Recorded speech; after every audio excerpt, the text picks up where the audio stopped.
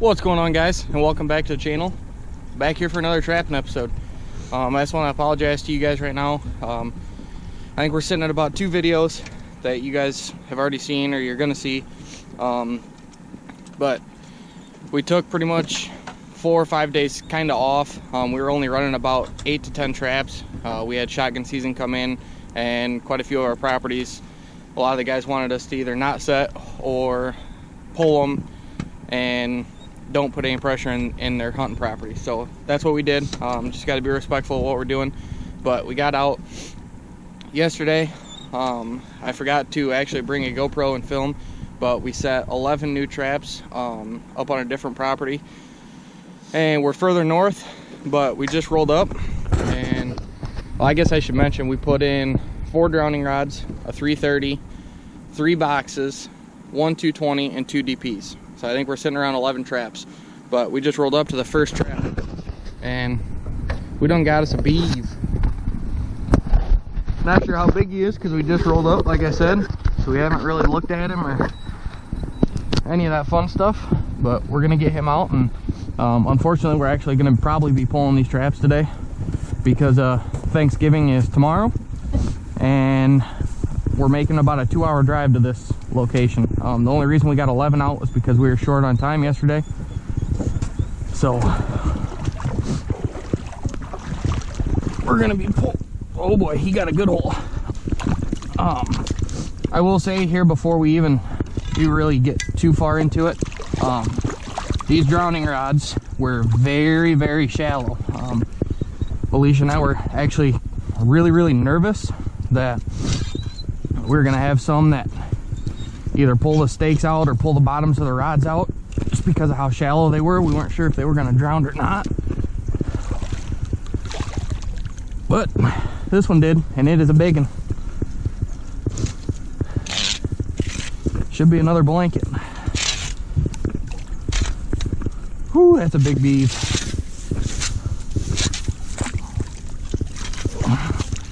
Oh yeah, oh yeah. Perfect front foot catch, just like we wanted. That gives us 1 on a day. Oh, that's a big beaver.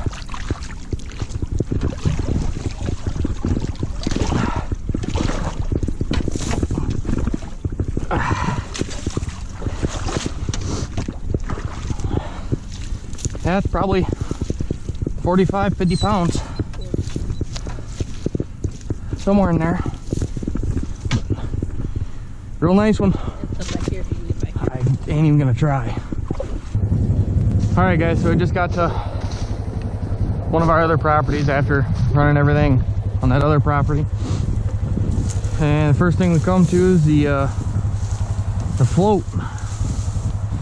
We got a trap missing and another one that's tripped. So I'm gonna see if I can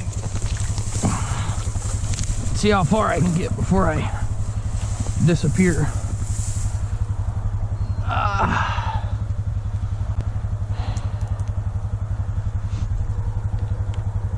And I do believe I see a rat.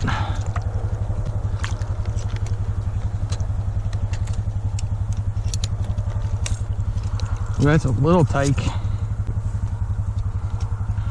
Smallest one so far this year.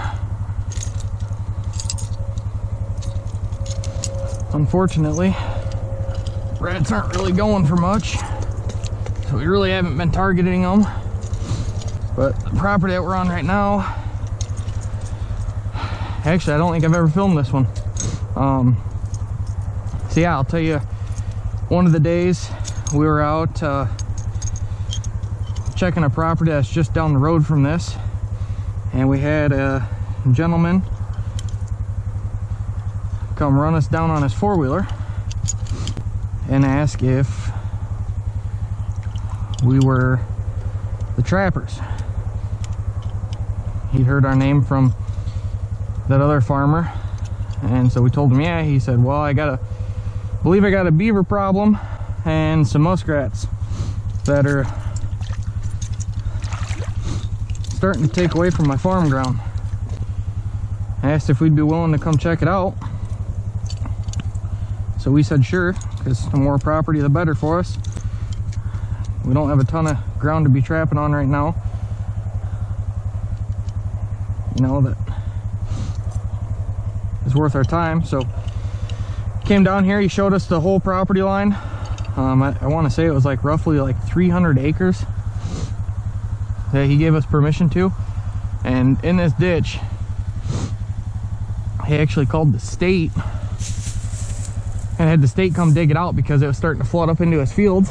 The muskrats have some huge dens here in his field, so he's always falling in holes from the bank dens with his tractor. But he ended up calling the state. The state came out and actually dug it out because for some reason their water kept going up and up and up. Well, there's a tunnel that actually goes under this interstate, and there's some beaver in here plugging it up. So he asked us to come down in here and take them out. He said, while you guys are down here, get the rats out if you can.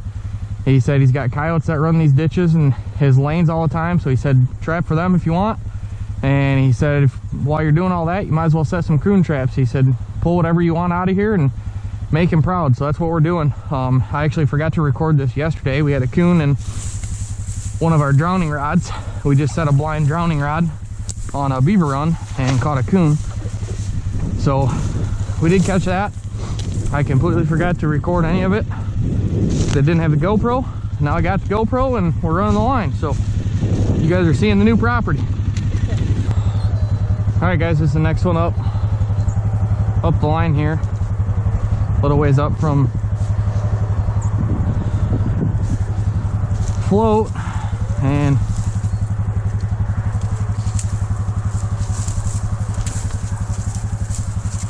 we got a coon. And as you can tell, he made a freaking mess.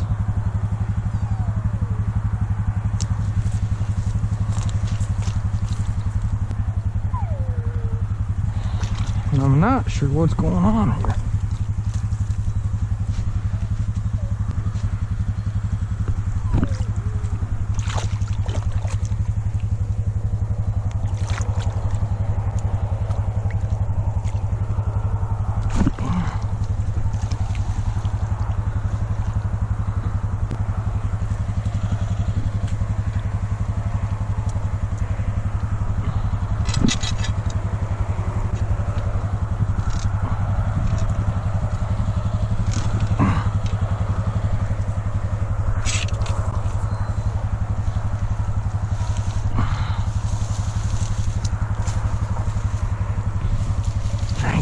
Stuff cleared out.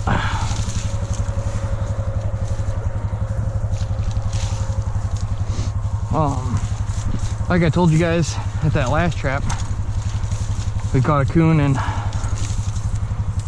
our drowning rod that's down at the end of the line yesterday, and that's a blind set. So I kind of see that, and then obviously these coons are always ruining all of our sets. But this one was on a caster mound,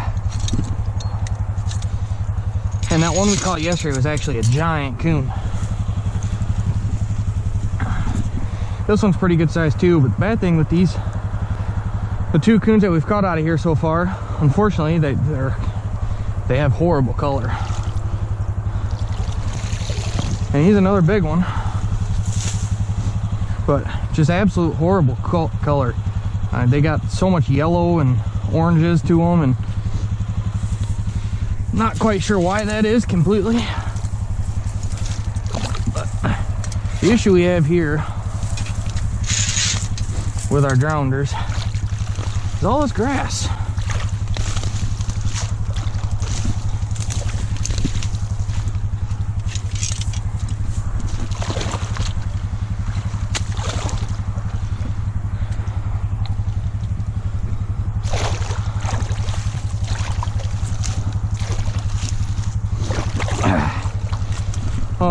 The farmer did tell us when they tore that out, it actually dropped this about 3 foot, and the following day it was already back up another foot. And I can tell you right now, it's probably about about to its highest point right now, unfortunately for him.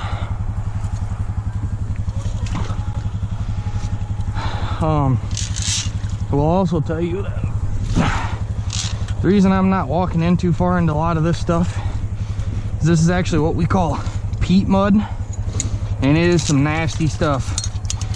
You sink too far, you ain't getting out of it. So trying to be halfway smart and not get too far in. That's at least the idea.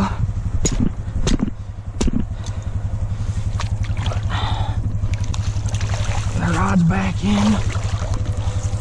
Try and clean some of that out.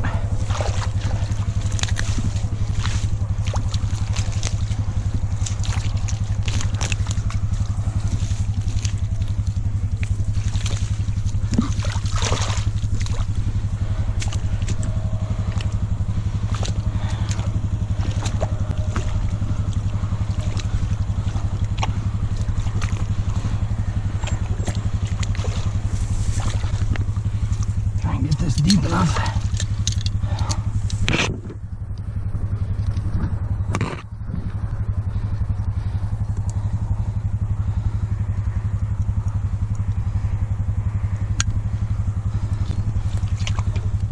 Oh, perfect.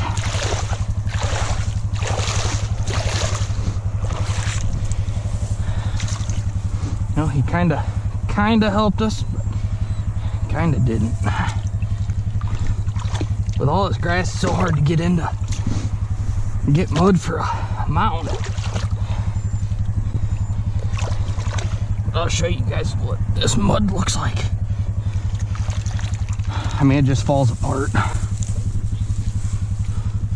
So, can't make the best mound in the world, but it does the trick. Anyways, all right guys, back out here on the line. We ended up checking everything. We're on the last property right now. One thing I will tell you is that yesterday it was actually getting super late and I was trying to put some fur up. And unfortunately I didn't have the GoPro, but we ended up catching a coyote yesterday actually. So we do have a coyote on the ear. But we're at the float on that property I told you we were at yesterday. And we got us another rat. So, another one bites the dust. Unfortunately, these guys ain't worth a whole lot this year. But farmer asked us to get them out, so we're gonna try and get them out for him. Alright guys, well, this makes coon number 3 off this property. And they've all been big. He's another big one. Bad thing is he's just not the greatest color. So we're trying to get him dispatched here quick and get this remade and get on down the road. It's just a trail and a crossover set here. You guys should be able to see it right here where I'm standing. There's actually some old barns and silos and bins up there and just a ditch line running up and down this. So let this Jeep get by and then we're gonna take care of him and move on down the way. All right guys, so we just pulled up. We've checked 4 traps already, didn't have nothing.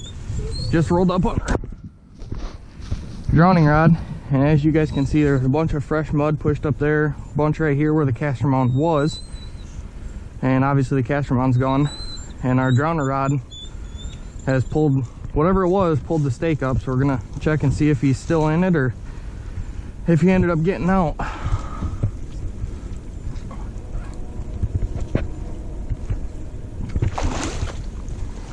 He didn't get out.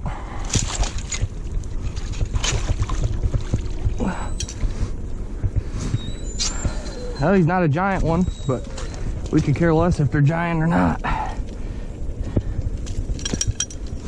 That's another beaver on the ear for us.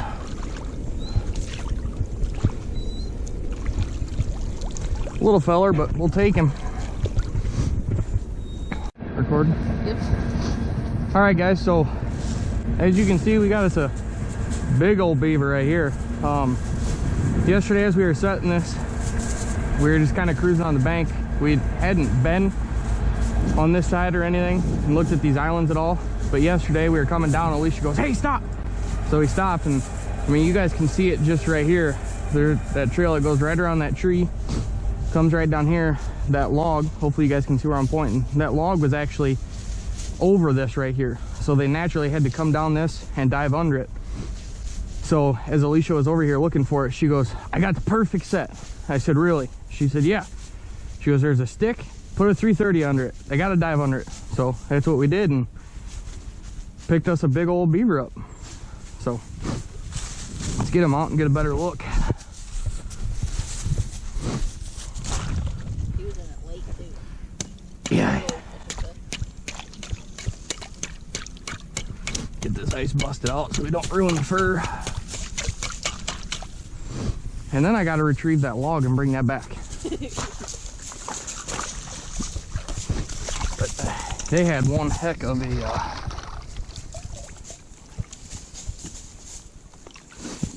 deep hole here.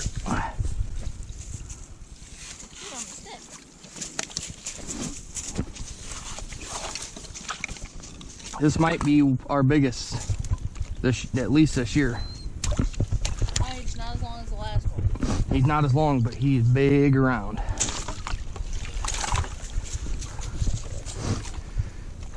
Yeah, that might be breaking our biggest beaver record right here. I think our biggest one, which was our first ever beaver. Oh! Our biggest ever beaver was what, 60 pounds on the dot, and I believe we just shattered that. I have a feeling this one's 65, 70. So, wow.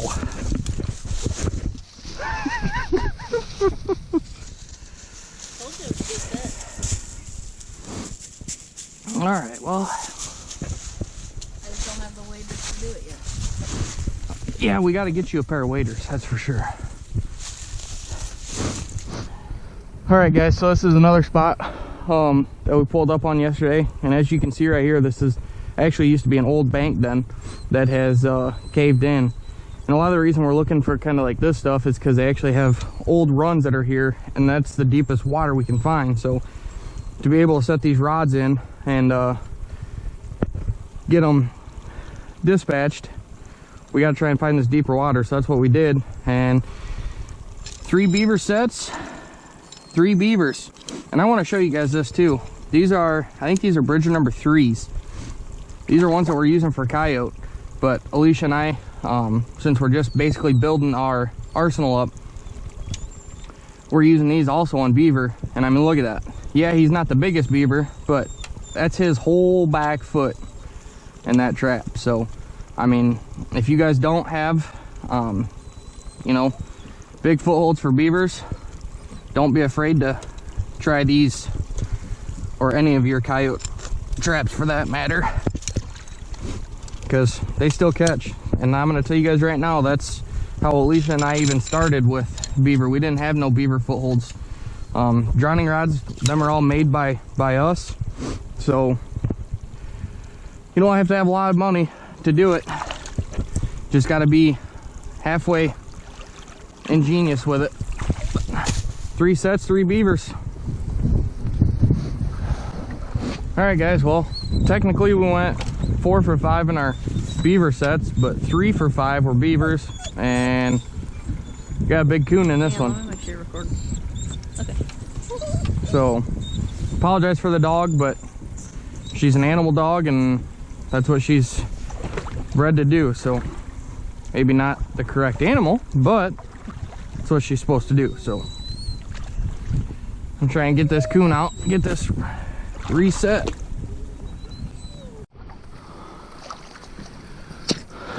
All right, guys, this is the last day on this part of the line, and pulled up, we got us another beaver. Not a very big one, but also not a kit from last year. So we're gonna get him out and get moving. We got some traps to get pulled. But the big one came on. figured something was off because that stick shouldn't have been there. Alright guys, so this is the one that was tripped yesterday. Nothing in it. Weren't sure what it was, but our best guess was coon by the way the fur was, the little bit of fur we had. But today it's got a beaver.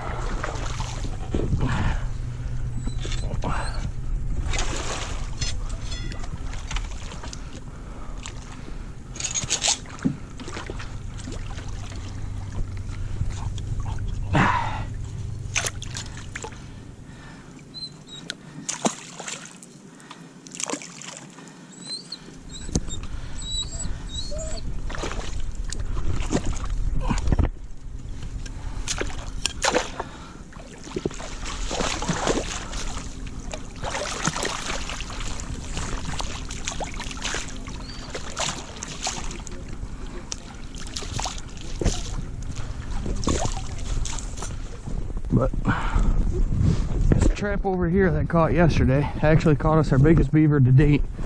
Weighed him at 65 pounds. Our biggest one before that was 60. And we've got another behemoth on the same run, under the same log.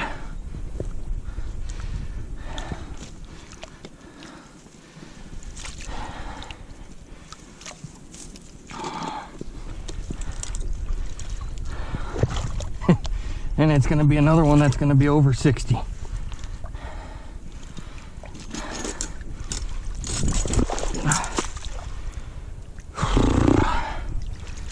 Yeah. So we've caught 2 over 60 now. We had one that was, I don't know, probably 55 on the first day we set. And that was a male. I believe these last 2 that we've just caught are females. And it's another that, like I said, is gonna go bare minimum 60. We're gonna have to throw this one on the scale too tonight and see what she goes, but she's gonna be all of 60. I can bet you that. Anyways, I gotta get all this stuff drugged to the boat. And yeah, see you at the next ones. All right guys, so we just pulled up on this spot where we had a 220 here, and then also a box trap. And I don't know if you guys have ever had this happen, but caught him in the box trap by his back leg. Not the biggest guy, but we're gonna get him taken care of and get on down the way.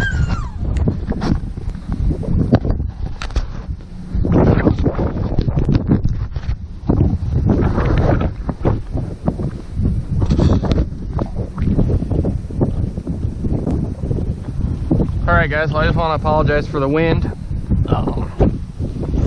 We got some pretty nasty weather coming in this weekend, and it seems like every time we're trapping now it's constantly windy. But anyways, we rolled up out here